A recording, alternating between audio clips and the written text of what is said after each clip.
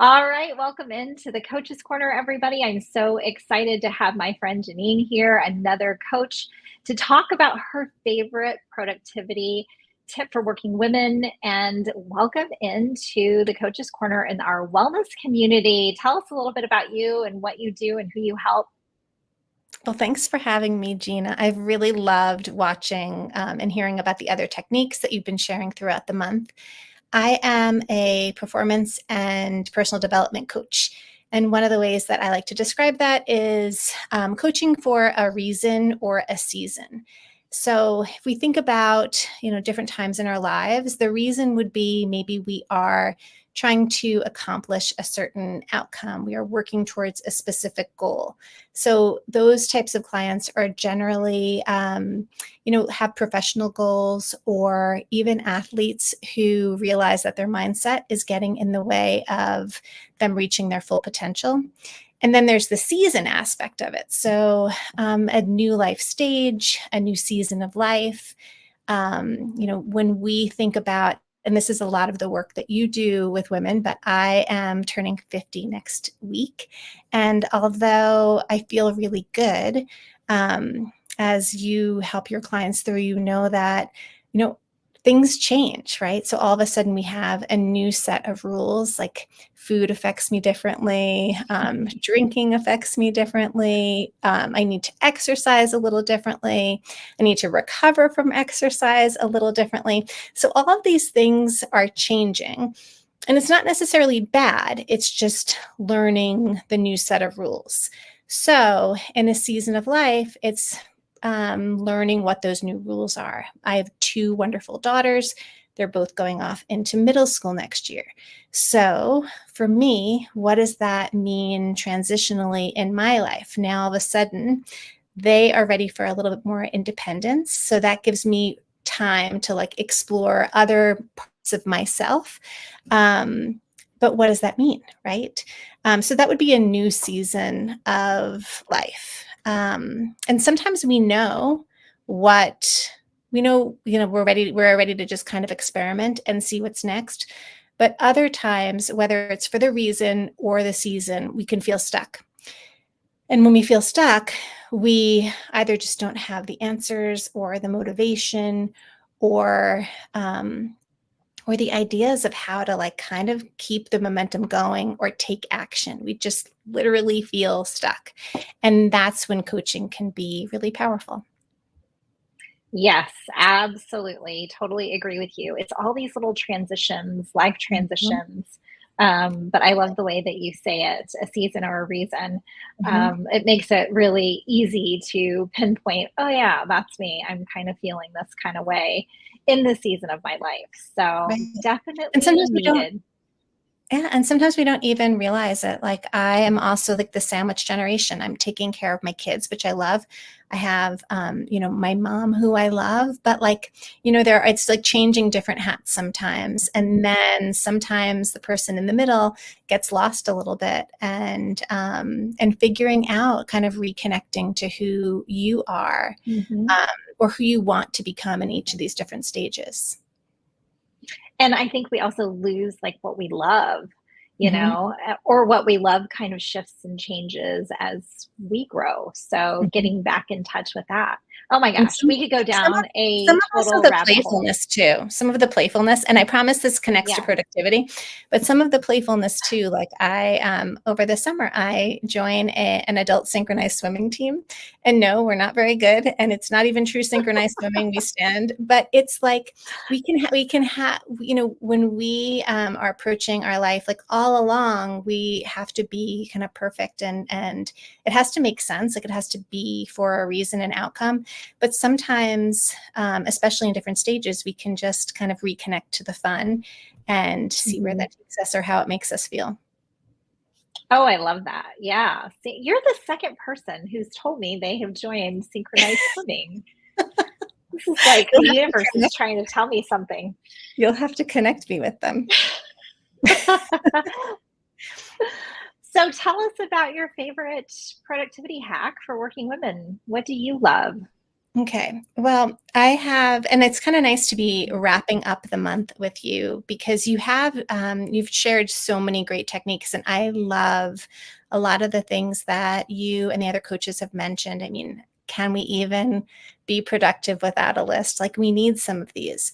But um, what I find to be the most helpful, and now you'll notice my company name's UQ Mindfulness because a lot of the practices and my background was in mindfulness or is in mindfulness. And so when we approach productivity with a different mindset, that can make us more productive. So one of your other coaches talked about like slowing down to speed up. And it's in alignment with that, but it's called being selectively productive. And so it is, as it sounds, really choosing what we are going to be productive with. And there are three parts to it. So the first part is an awareness and really realizing how busy we are, how our culture kind of creates this urgency of busyness. We wear it like a badge of honor. Hey, how you doing? Have you been? Oh gosh, we've been so busy, right? It's us, it's our kids. It's just the tone of the messaging now. And whether it is like success based and professional, or could even be the fun, right? Like you're scrolling through social media and somebody recommends a book. Oh, I'm going to put that on my list. There's all these books to read, all these podcasts to listen to, all of these recipes to make. I mean, there's like so much to do. So there's the awareness around all of the things that we are trying to do. Really important step. The next step is acceptance. Acceptance that we're just never going to get it all done, right? It's just like there's no way that we can do it all. And when we are aware of what we are currently directing our time and attention to, when we accept that we actually can't do it all, then we can act or actually choose not to act. So being selectively productive is really deciding what are we willing to let go of to make space or more space for what is really important to us. So it's another way of prioritizing or thinking about priorities. But the most important step is really that part of accepting that we're not going to. Yeah, and that is huge. That's huge because you're right. We are just inundated, I feel like, with information and to-do lists, and there's never enough time. And that whole idea of lack, that Mhm. we need to just step back and see the abundance, but also see our limitations and put boundaries around our time and energy. I'm constantly talking about time and energy and how do you protect those things. And this is one way to do that. Mhm. And ultimately, we want to live, right? We want to experience our lives. We want to be engaged in our life. And then there's a whole pressure about like, are we being mindful enough? Are we being engaged enough? But thinking about thinking about living our lives, like, do we really want to do it all? Do we really want to like how often in life do we put something aside or postpone a reward, time with our family, self-care, relaxation, learning something new? How often do we kind of put that to the side as a reward for completing the other things on our to-do list? When really, if we were to look at our to-do list, there's probably quite a bit on it that doesn't really need to be done by us or doesn't really need to be done. Mhm. So, like, what does this look like? Over the summer, I have my kids home. And so, as a business owner, then I have to be really, really selective and protective of my time. So, I think about what do I really need to get done work wise. And I'll be honest, I've let go a little bit of social media. Like there was a time when I was really putting a lot of dedicated time into that and batching and all of it. And I love it. I think it's like, for me, it was fun, but it was also really time Mhm. consuming. And so I've really dedicated much more time to the people on my email list and really engaging with them, to my clients who I'm currently working with, to just conversations from the work perspective, because that's my work bucket, right? And then I also have my family bucket. So there are times where I'm just like, I could work longer. I'm in the flow. It feels really good.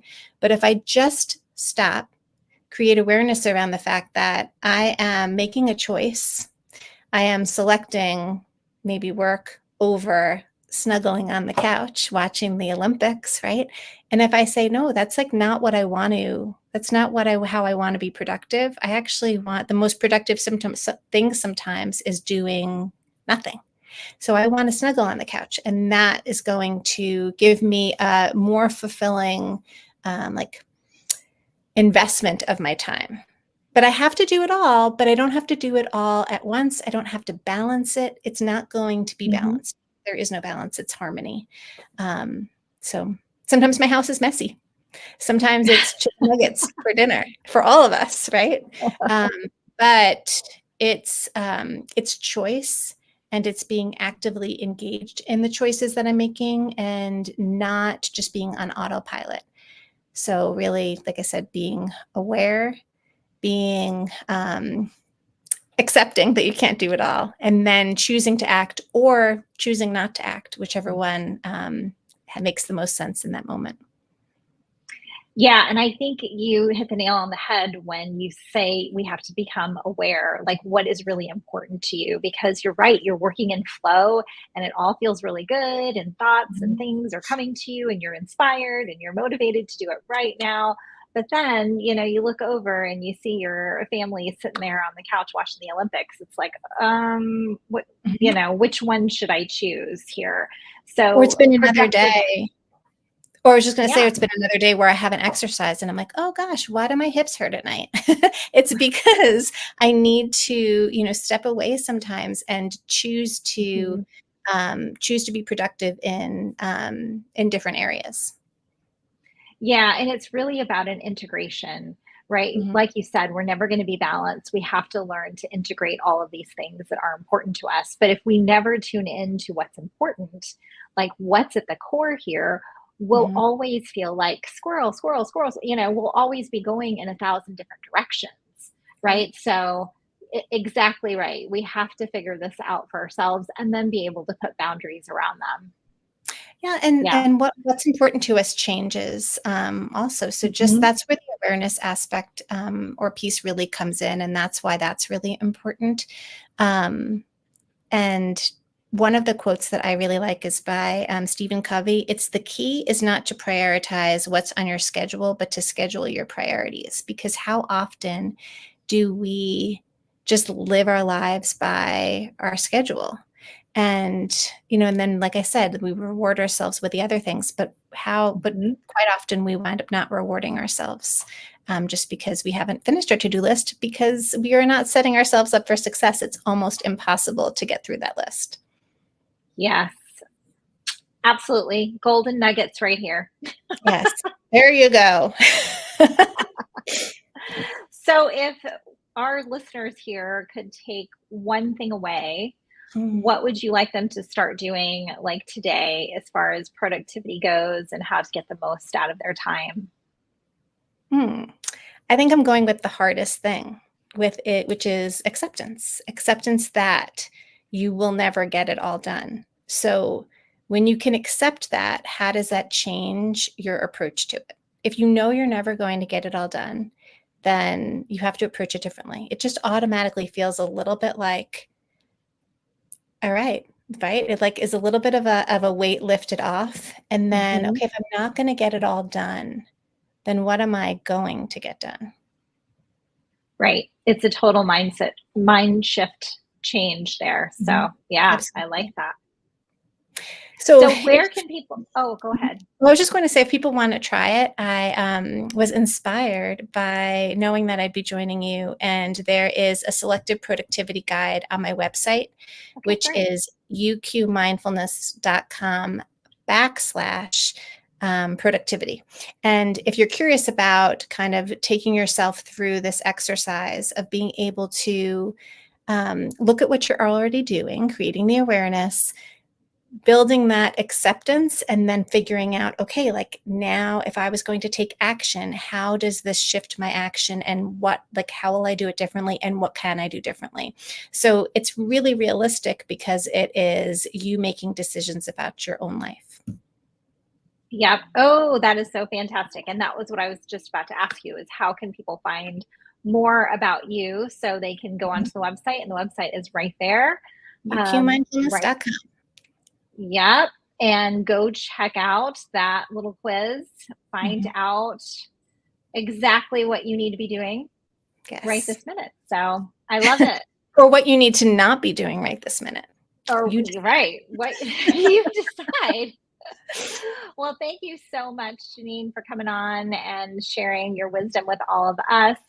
I Thanks for know having people are going to be watching the replay and also looking you up because, there's always a season and we're always in transition. and sometimes a reason, right? So if you want the guide, it's uqmindfulness.com and then the /productivity. Awesome. Thank you so much. All right, friends, until next time, it'll be a whole new month, a whole new topic, and I'll see you in the next Coach's Corner.